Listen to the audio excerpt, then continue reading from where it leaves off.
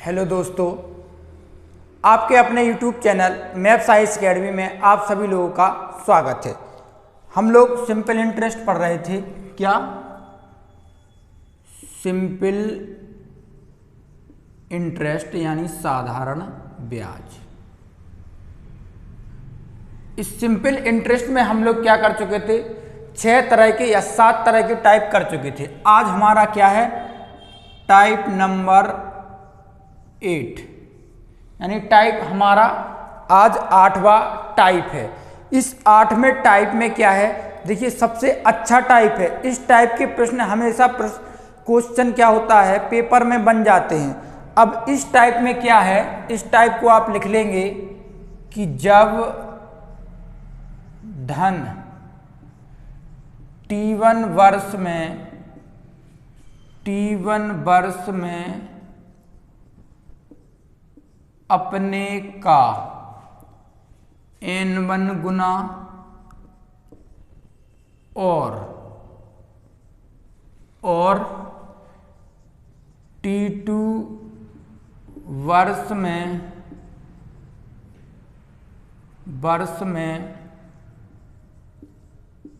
अपने का N2 गुना हो जाएगा। ये क्या है? हमारा टाइप है कि कोई धनराशि है वो T1 वर्ष में अपने का N गुना हो जाती है, तो N2 गुना T2 वर्ष में अपने का N2 गुना हो जाती है। अब देखिए, इस तरह के प्रश्नों में क्या होता है? इस तरह के प्रश्नों में आपका सूत्र भी है, यानी जिससे आप सॉल्व करेंगे। सूत्र क्या है कि जैसे आपसे कह दिया जाए कि कोई धनराशि, एक प्रश्न लिख लेंगे एग्जाम्पल के तौर पर कि कोई धनराशि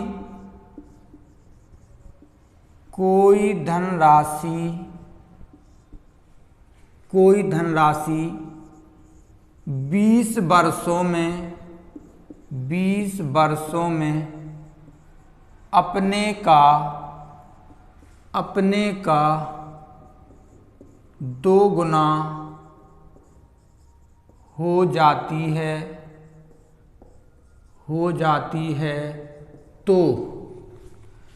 तो कितने वर्षों में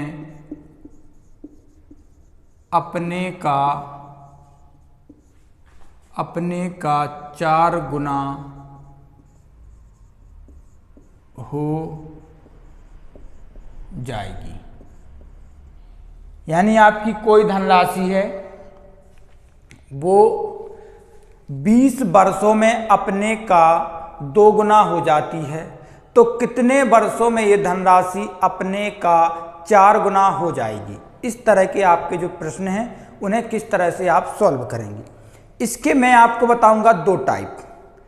एक टाइप आपका जो अभी लॉजिकल चल रहा था, जो पूरे सिंपल इंटरेस्ट में यानी शुरुआत से लेकर लास्ट तक चला है, एक तो वो कराऊंगा।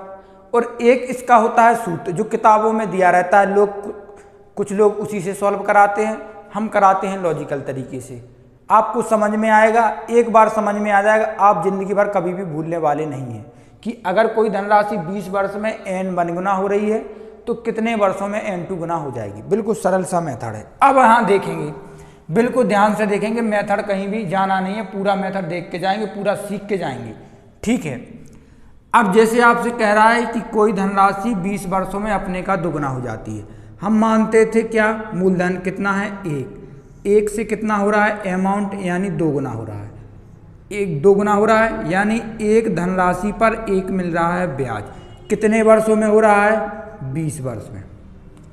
अब आपसे कहा है कि यही धनराशि को 4 गुना करना है, यानी 2 का कितने गुना करना है? 4 गुना। तो आपकी धनराशि तो P यानी 1 क्या है? धनराशि है। तो ये तो आपकी धनराशि यानी 1 तो हो गई धनराशि।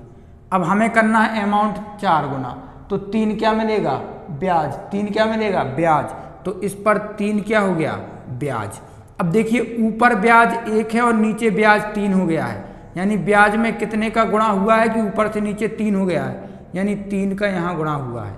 अगर 3 का गुणा यहाँ हुआ है तो इस 20 वर्ष में कितने का गुणा हुआ है? 1 का। यहाँ हम 3 का गुणा कर देंगे तो कितना हो जाएगा? 60 वर्ष। यानी t बराबर कितना आ गया? 60 वर्ष में यही धनराशि क्या हो जाएगी? स्वयं का 4 गुना हो जाएगी। देखिए फिर से देख लीजिए, मैंने मान लिया कि धनराशि 1 है, 1 से 2 गुना हो रही है कितने वर्षों में? 20 वर्षों में। तो 1 से 2 गुना धनराशि जब हो रही है 20 वर्षों में, तो 1 क्या है? मूलधन है। इस 1 मूलधन पर 1 मिला है ब्याज, इन दोनों को जोड़ के अमाउंट हुआ है 2, यानी 1 की धनराशि हुई है 2 गुना। अब हमें धनराशि करनी है कितनी? 4 गुना। तो कितने वर्षों में होगी? 1 का 4 गुना करना है। यानी एक तो आपका प्रिंसिपल ऊपर था, एक प्रिंसिपल नीचे है, लेकिन साधारण ब्याज ऊपर 1 था और नीचे हो गया 3। साधारण ब्याज में कितने की वृद्धि हुई है? 3 की। तो यहाँ कितने का गुणा हुआ है? 1 से 3, 3 का गुणा कर दिया तो वर्ष में भी कितने का गुणा करेंगे? 3 का। यानी कितना हो गया है? 60 वर्ष। अब इसका एक सूत्र है, इसको आप लोग नोट कर लेंगे और सूत्र से भी कर सकते हैं।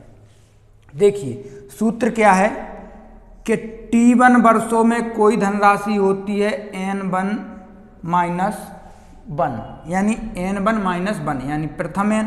और t2 वर्षों में बटे में कितनी होती है? n2 minus 1। ठीक है, तो t1 का मान दिया है कि 20 वर्ष में, t2 का हमें मान निकालना है। तो 20 वर्ष में कितनी होती है? 2 माइनस 1 और 20, यानी इसका समय निकालना है, कितना हो जाती है? 4 गुनी हो जाती है, 4 माइनस 1।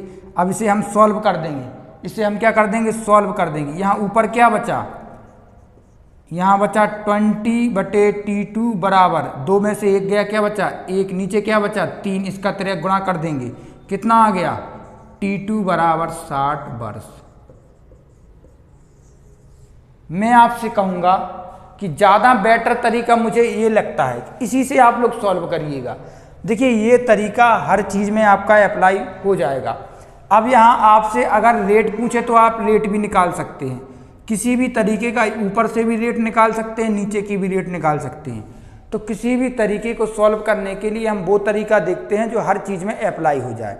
ज़्यादा बेटर वही होता है कि जो हमें हर चीज़ में काम आ जाए, वो तरीका हम देखेंगे। तो इस तरीके से हर चीज़ सॉल्यूशन हो रही है। एक तरीका याद करना है, इस तरीके से मानिए कि सिंपल इंटरेस्ट का ये जो मेथड है ये रामबाण साबित होगा आपके लिए। अब इसमें आप क्या करेंगे? इसमें सूत्र याद करेंगे, फिर नेक्स्ट टाइप आएगा, उसका अलग टाइप का सूत्र है, वो याद करेंगे। तो इसने हमें वगैरह वगैरह सूत्र याद करने की कोई ज़रूरत नहीं है, इसे आप लिख लेंगे। हम नेक्स्ट एक प्रश्न और आपको देते हैं।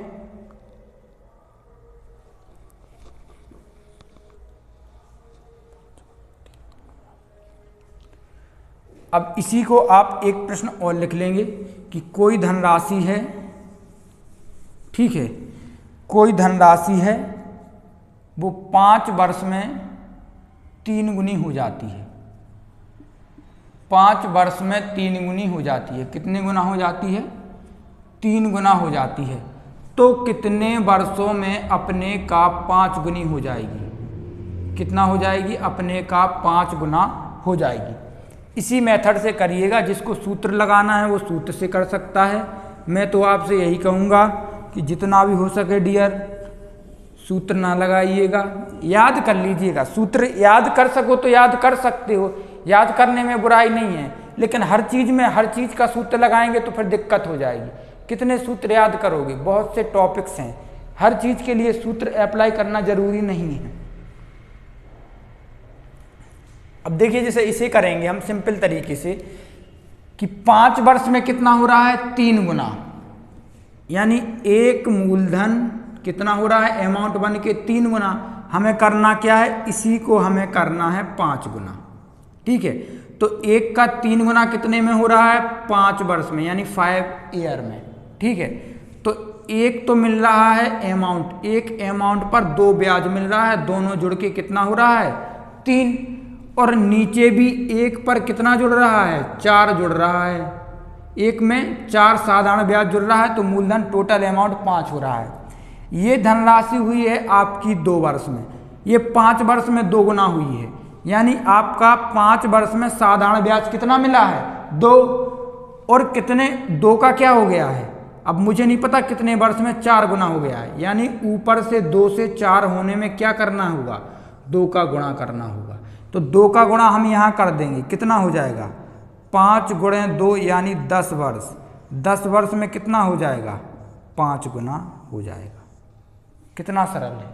और इसी को अगर आप सूत्र से करते हैं तो सूत्र से कर लीजिए।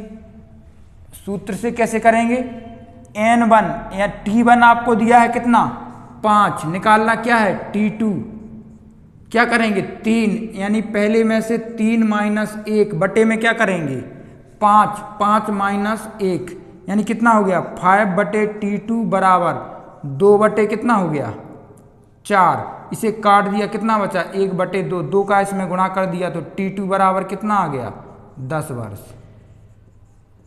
जिसकी जैसी श्रद्धा हो वो उस तरीके से कर सकता है। हमारा काम है आपको बताना, बाकी का आपका काम है किस तरीके से या किस टाइप में आपको कौन सा मेथड सरल लग रहा है। ये सूत्र से सरल लग रहा है या ये टाइप सरल लग रहा है, जो भी चीज़ आपको अच्छी लग रही हो आप उससे कीजिए, ठीक है। हमें आपको बताना है तो हमने दोनों टाइप से आपको बता दी हैं। अब इसी में आप लोग नेक्स्ट प्रश्न लिखेंगे, 20 वर्ष में 7 गुनी हो जाती है तो कितने वर्ष में 13 गुनी हो जाएगी। यानी 20 वर्ष में कोई धन 7 गुना हो जाता है तो कितने वर्षों में वही 13 गुना हो जाएगा। इसको आपको सॉल्व करना है। देखिए आप लोग भी लगाते जाइए, क्लास को शेयर कीजिए टाइप बाय टाइप, यानी हर अभी तक आपको रेशियो से लगा के पूरे टाइप करा दिए हैं, प्रॉफिट लॉस, एवरेज, पार्टनरशिप और इस साधारण ब्याज, ठीक है। बिल्कुल क्रमवार तरीके से कद चल रहा है। अगर आप चाहें तो शुरू से मैथ पढ़ेंगे, अगर आप अच्छे से नोट्स बनाएंगे तो मैं इसकी आप लोगों को गारंटी दे सकता हूं कि आपको मैथ में कहीं भी कोई भी प्रश्न फंसेगा नहीं। अगर आप देखिए, अगर आप रेशियो से बनाते हैं, अगर आप रेशियो से पढ़ेंगे, रेशियो प्रोपोर्शन पढ़ेंगे, ठीक है, उसके बाद आप लोग एवरेज पढ़ेंगे, जितने भी मिक्सचर एलिगेशन, रेशियो, साधारण ब्याज, प्रॉफिट एंड लॉस, सब आपको टॉपिक्स के क्रम बाय क्रम तरीके से आपको सारे लेक्चर जो इसी में है मैथ्स फॉर ऑल एग्जाम के लिए डाल दिया गया है, ठीक है। अब ऐसे नहीं कि भाई कांस्टेबल का अलग से बैच, इसका अलग से बैच, उसका अलग से बैच, एक तरीके से टाइप उठाइए और पूरे टाइप के प्रश्न लगा लीजिए। साधारण ब्याज के आपके 8 या 9 टाइप के प्रश्न बन रहे हैं तो 9 ही टाइप उठाइए। कोई भी किताब उठा लीजिए, राकेश सर की उठा लीजिए या SPDP उठा लीजिए, एस चंद्र उठा लीजिए, RS अग्रवाल उठा लीजिए, किसी भी किताब को उठाइए और सॉल्व कर लीजिए। अगर इस टाइप से कोई भी क्वेश्चन बाहर आ जाए तो कहना। अब देखिए आपको दिया है कि कोई धनराशि एक का हो रही है कितना 20 वर्ष में, यानी 20 ईयर्स में हो रही है 7 यानी 7 गुना, यानी एक अमाउंट पर 6 मिल रहा है ब्याज, तो टोटल जुड़ के 7 हो रहा है। हमें इसी को करना है, हमें ईयर निकालना है कि कितने वर्ष में क्या हो जाएगी 13 गुना हो जाएगी, यानी 13 गुना। तो एक प्रिंसिपल है और 12 मिल रहा है ब्याज, ठीक है, 12 मिल रहा है ब्याज, 12 और 1 जोड़ के कितना हो गया 13, 6 ब्याज मिल रहा है, एक प्रिंसिपल है, जोड़ के कितना हो गया 7। अब 6 से 12 हो रहा है, यानी गुणा किसका हो रहा है 2 का, तो यहाँ भी गुणा किसका कर देंगे 20 गुणे 2, यानी 40 वर्ष में वही धनराशि स्वयं का 13 गुना हो जाएगी। कितने गुना हो जाएगी 13 गुना हो जाएगी। चलिए और प्रश्न देख लीजिए इसी में।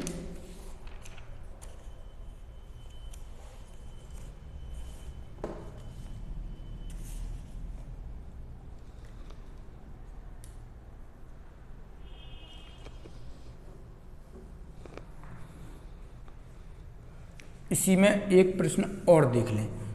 आपको जितने टाइप के प्रश्न होंगे सब करा देंगे हम, कोई बड़ी बात नहीं है। देखिए अब आपसे वो कह रहा है कि कोई धनराशि है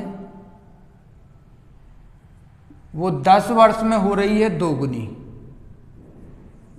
तो कितने वर्ष में 3 गुनी हो जाएगी, यानी 3 गुना हो जाएगी। कोई धनराशि 10 वर्षों में अपने का 2 गुना हो जाती है, कितने वर्षों में अपने का 3 गुना हो जाएगी। ठीक है, तो इसे भी आप लोग कर दें बिल्कुल आराम से, कोई बड़ी बात नहीं है, आराम से सॉल्व कर सकते हैं।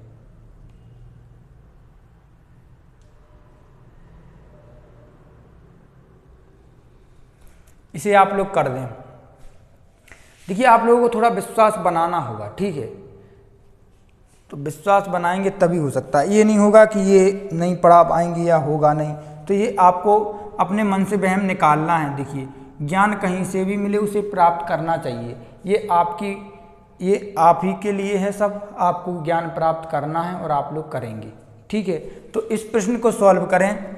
देखिए, एक धनराशि अपने का कितने गुना होती है? 2 गुना, यानी एक मूलधन पर एक मिल जाता है ब्याज। हमें इसी धनराशि को 3 गुना करना है, यानी 1 पर 2 ब्याज कितना हो रही है? 2 गुना, यानी इसमें 2 का गुणा कर रहे हैं। ऊपर 10 वर्ष में हो रही थी, तो नीचे क्या करेंगे? दूना हो रहा है, यानी 10 गुणे 2 कितने वर्ष में हो जाएगी? 3 गुना 20 वर्ष में। जब कोई धनराशि 2 गुना हो रही है 10 वर्ष में, तो 3 गुना कितने में होगी? 20 वर्ष में होगी। ठीक है, अब इसी प्रश्न को कर लीजिए कि कोई धनराशि 5 वर्ष में हो जाती है 2 गुना, तो कितने वर्ष में हो जाएगी आपकी 5 गुना? चलिए इसे कीजिए।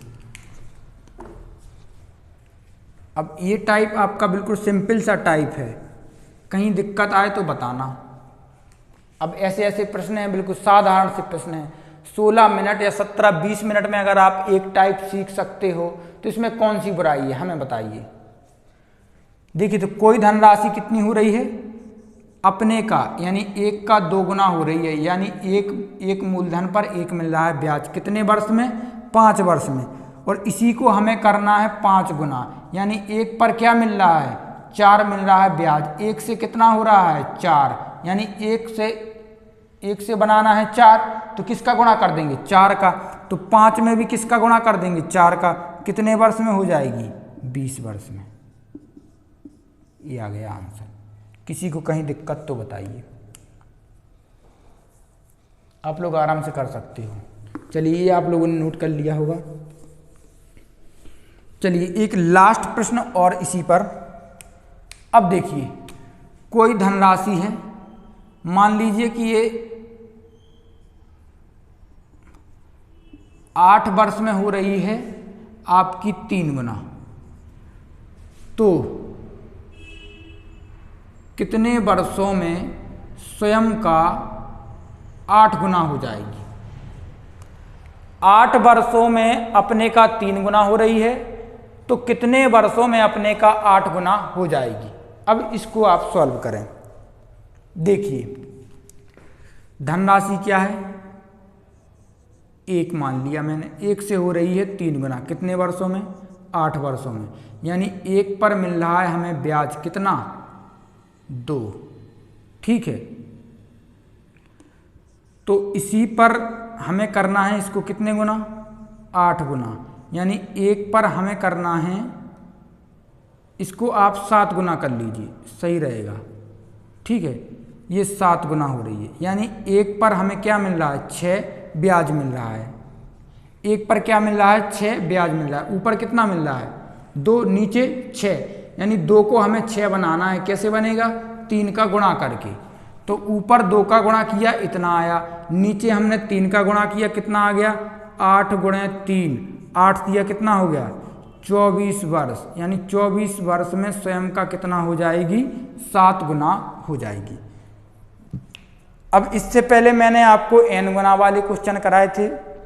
प्रॉफिट एंड लॉस के जितने भी तरीके के आपके प्रश्न बनते हैं वो आपके सॉल्व करा दिए गए हैं। लगभग 8 या 9 तरीके के प्रश्न बनेंगे।